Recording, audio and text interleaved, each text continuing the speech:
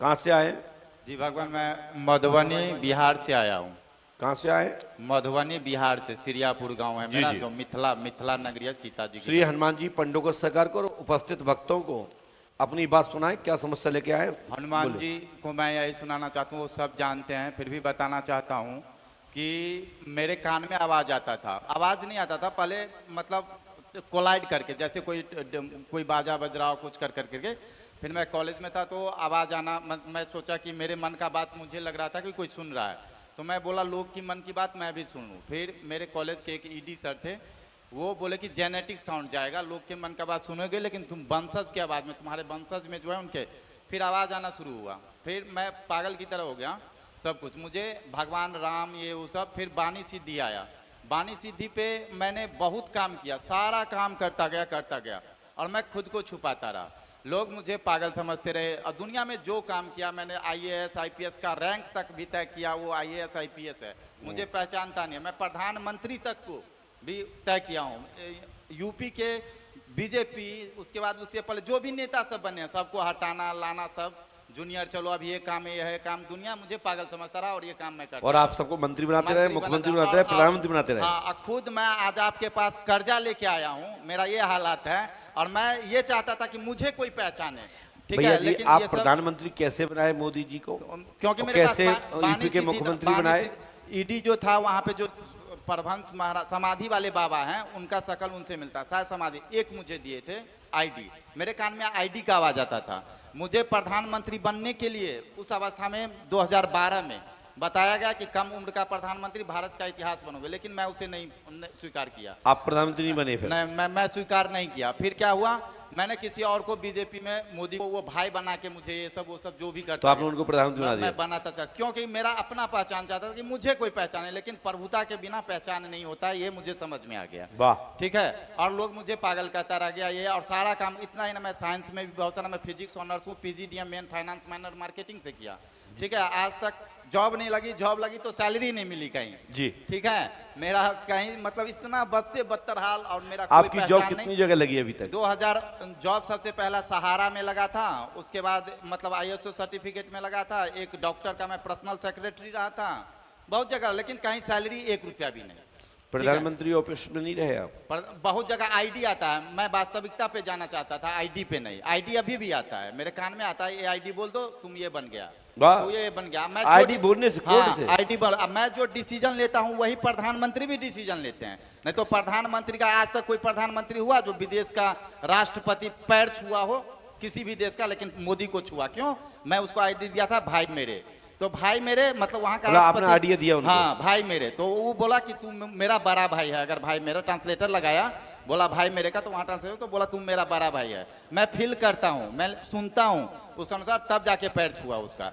फिर जो भी विदेश में जाते हैं या कोई बड़ी काम करना होता है वो मुझसे आईडी लेते हैं, जैसे ऑनलाइन न्यूज, ट्विटर, फेसबुक, सब आपसे जानकारी लेते हैं? हाँ, आईडी कहीं ना कहीं कनेक्ट हो जाता है। कौन शक्तियां मेरे पीछे काम कर रहा है पता नहीं, लेकिन बानी सिद्धि पे मुझे इतना याद है, मैं सारे देवी देवता भूत प्रेत तो सब देख लेते हैं। मैं आपके दरबार में इसलिए क्या कि आप मेरे संग जो शक्ति है, भगवान राम, कृष्ण, ब्रह्मा, विष्णु, महादेव सब है मेरे साथ, वो सब है, वो सब है, आप देख सको, केवल आप त्रिकालदर्शी, आप देख सकते हो। तो ये ठीक है, आप मुझे भी एक कोड दे दो। आप भूत प्रेत तो गांव घर के लोग भी बोल देते हैं ये है, हो गया क्या पता नहीं। मैं 10-12 साल घूमता, मैं 2012 में जब बानी सिद्धि आया, इंडिया का अदृश्य शक्ति जो मतलब दिखता नहीं है लेकिन शक्ति है, उसका खोज किया, तो हाथीवान महाराज टकराए मुझे 2012 में, और हाथीवान महाराज को मेरे पास जो शक्तियां था वो कुछ सीधे है हाथीवान, जैसे आप दरबार लगाते हो ऐसे मेरा बिस्तर था, मैं लेटा था, सीधा हाथीवान बोला है, हाथीवान बुला रहा है आजा,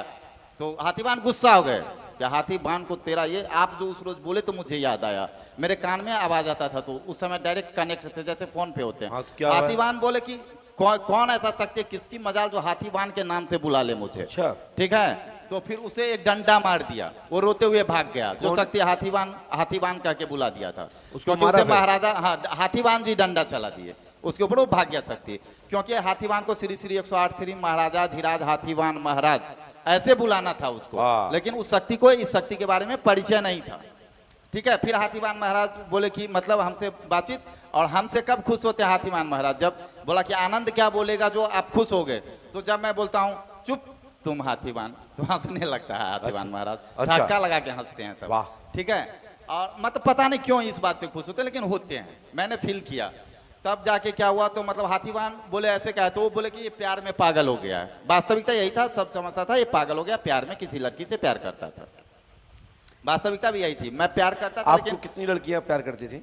वही झेलने के लिए मैंने प्रधानमंत्री तक के पोस्ट को, जो मुझे कौन चाहती है, जिसे मैं चाहूं वो तो मिलेगी ना मिलेगी, लेकिन मुझे चाहने वाले, अगर मैं प्रधानमंत्री बन जाता कतार लग जाता शायद लोगों का कि भाई मैं प्यार करता।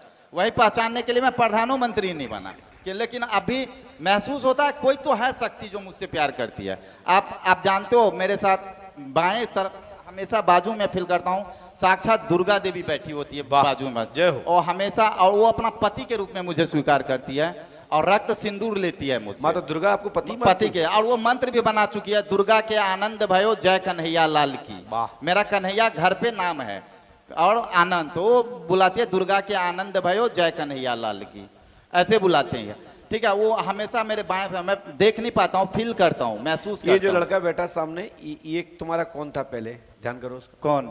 ये वाला, हाथ उठा। ये इनको मैं कहीं नहीं देखा हूँ। और ये दीदी बैठी बगल में, इनको?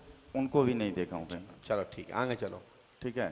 तो ये सब बहुत सारी विडम्बना, मैं 10-12 साल ठोकर खाते खाते, फिर मैथिली शरण जो हम बताए, मैथिली शरण हमको इस धाम के बारे में बताए। तब जब हम यहाँ पे आए तो सबसे पहले, कहाँ पे है मैथिली शरण? मैथिली शरण मिथिला में है। अच्छा। ऋषि मुनि महात्मा है, पूर्व जन्म के विश्वामित्र। पूर्व जन्म के विश्वामित्र। ये हाथीवान महाराज मुझे स्वप्न में दिखाए, जो वो पूर्व जन्म में विश्वामित्र थे। मैं आपके कमरे में यहाँ पे रुका था 500 रुपया देके, उस रोज रात में मुझे सपना में दिखाया हाथीवान। क्या हम विश्वामित्र हैं? नहीं, जो मैथिली शरण जो अभी है, वो पहले युग में, रामा युग में वो विश्वामित्र थे। और मतलब राम कृष्ण सब मेरे साथ होते थे। अब भाई साहब शांत हो जाओ, बहुत सारी बातें हमें 10-12 साल भटकते। अच्छा, और हाथीवान का क्या मैं देखा, जितना अस्त्र शस्त्र मैं फील किया, सब हाथीवान को प्रणाम करने जाता है। देखा वहां पे क्या क्या अस्त्र शस्त्र रखा हुआ है, वो सारा अस्त्र शस्त्र मैं झेल चुका हूँ। अच्छा जी सर। तो जी सर, आप पे चला चुके हैं? हाँ जी, हाँ चला, मैं फील किया हूँ। चलाए हैं किस पे पता नहीं है, आपके ऊपर कुछ चलेगा तो अगर आप अपना माने रहोगे तो बोल दोगे कि थोड़ा इसको बता दो, तो मैं फील कर लूंगा। अच्छा। कोई हाथ उठा था मेरे ऊपर तो लगता था ब्रह्मास्त्र सबका भी प्रयोग किया, मैं बानी सिद्धि पे बांध लिया था, केवल फीलिंग्स लिया था अपने लिए। जी दुनिया में कहाँ क्या हो रहा है मुझे फीलिंग्स आ जाए, मैं समझ जाऊंगा कहाँ क्या हो जाए, यानी पूरा कंट्रोलर के रूप में, और मैं बस ऐसे ही रह गया। तो आप हाथीवान महाराज बोले थे कि मैं नहीं रहूंगा, लेकिन मेरा एक शिष्य रहेगा जो तुम्हें ठीक कर देगा। मैं आपके शरण में आया हूं, अपने शरण में ले लो, क्योंकि हाथीवान का ये वचन है, आप महसूस करो, हनुमान जी को बुलाओ जहां जैसे हो। और मैं बानी सिद्धि कहां से लिया था, सारा सब अस्त्र शस्त्र लेके चला गया।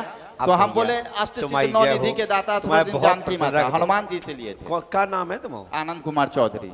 चौधरी किस? भूमिहार जाति हूँ। भूमिहार क्षत्रिय है? नहीं, भूमिहार ब्राह्मण हम लोग के होता है, भूमिहार जाति होता है, भूमिहार ब्राह्मण, एक ब्राह्मण होता है, एक भूमिहार होता है। अच्छा, रखिए माइक रखिए, और बंद नहीं करना है, नीचे रख दो। अब हम का बता दें भैया, इतने तो इतना बता दो, इतना तो पर्चा में नहीं लिखा हुआ है, लेकिन हमने क्या लिखा सुने। दरबार एवं गद्दी बाक शक्ति जागृत करना चाहते हैं, पूज्यपाद श्री हाथीवान महाराज का दर्शन की बात करेगा, अनेक शक्तियों का दर्शन प्राप्त आनंद चौधरी रामलाल जी का पुत्र करेगा। 24 जून 2025 तक पूर्णतः ठीक होगा। मानसिक दिमाग घूम रहा है, साइकोलॉजिकल दबाव है, व्याधि भूत बाधा नहीं है, दिव्य कृपा प्राप्त होगी, आशीर्वाद है। माइक से बोलो, क्या बोल रहे हैं? मैं बोल रहा हूँ बानी सिद्धि वाला, बानी सिद्धि तो माइक नीचे रखो। आप ये बताओ, बानी सिद्धि और बाक सिद्धि किसे कहते हैं?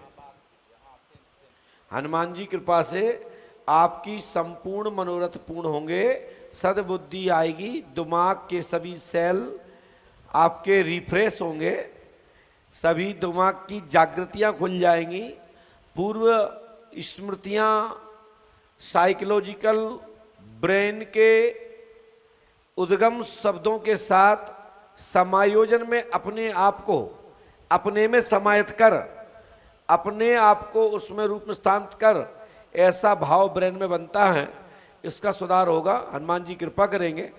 पंडोकर सगाई कृपा से आपका ब्रेन सही होकर आपकी वाक सिद्धि और आपका कैरियर, घर में सुख शांति, और आपको कभी कोई लोग पागल लोग नहीं कहेंगे, आपको सब लोग अच्छे कहेंगे, अच्छा व्यक्ति है और खूब अच्छा काम करेगा। आशीर्वाद बस रहने दो।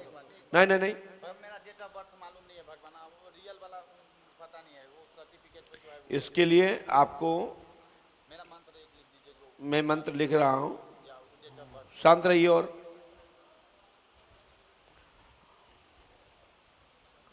ये उपाय आपको नियम से करना है।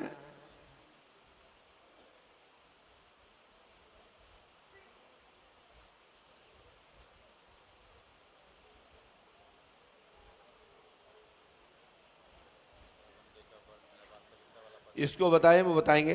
पहुंचे वहां पीछे खड़े होइए, ताली बजाइए। देश का पहला नागरिक ऐसा कि हर पदों पर रहने वाला, हवा में उड़ने वाला, ब्रेन को चलाने वाला यहां से प्रस्थान कर रहा है।